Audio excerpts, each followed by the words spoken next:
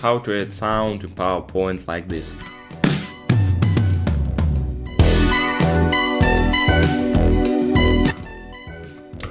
Okay, I delete this. Click on insert. Click on audio on my PC. Choose the audio file. Click on insert. Click on hide during show. Click on animation. Click on animation plane. Double click on this.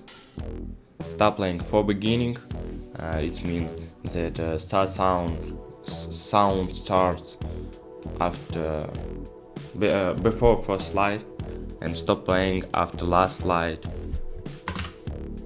In my situation is free slide.